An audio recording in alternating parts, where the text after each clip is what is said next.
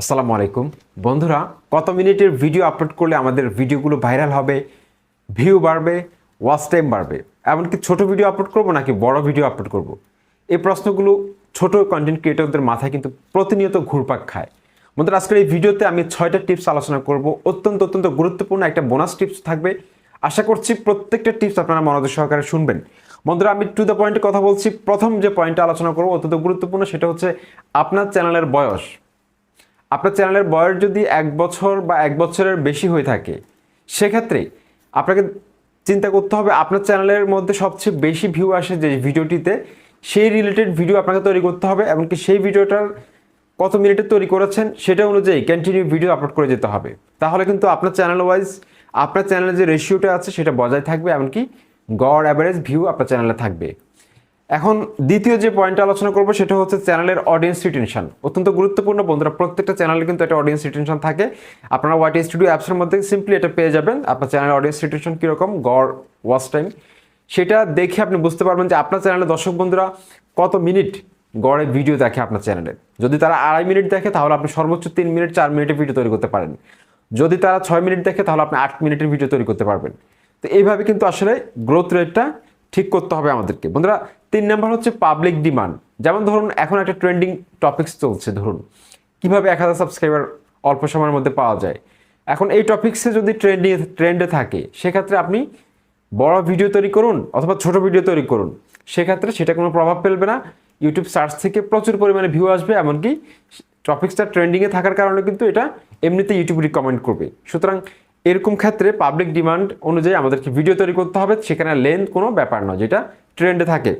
ওকে, তারপর মধ্যে 4 নাম্বার হচ্ছে অডিয়েন্স এঙ্গেজমেন্ট।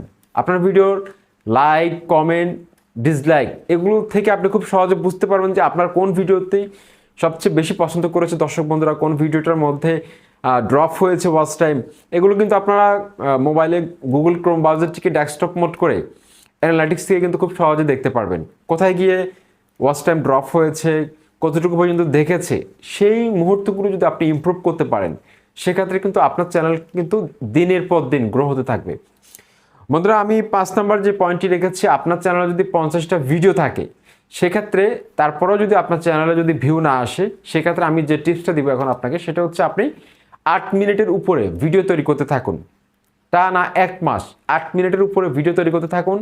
টিউটোরিয়াল রিলেটেড হোক আর যেরকম হোক, কিন্তু অযথা কোনো কথা বলা যাবে না, ভিডিও রিলেটেড কথা বলতে হবে।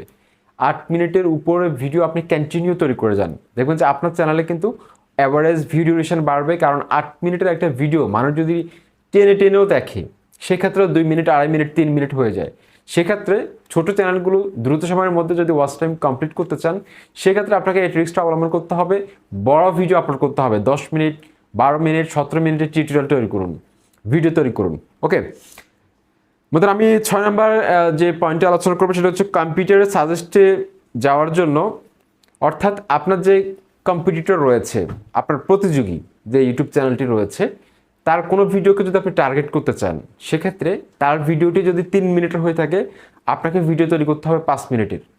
তার ভিডিওটি যদি 6 মিনিটের হয়, আপনি তৈরি করবেন 8 মিনিটের। তাহলে খুব সহজে আপনি তার সাজেস্টে যেতে পারবেন, তার ভিডিওর নিচে আপনার ভিডিওটি শো করবে।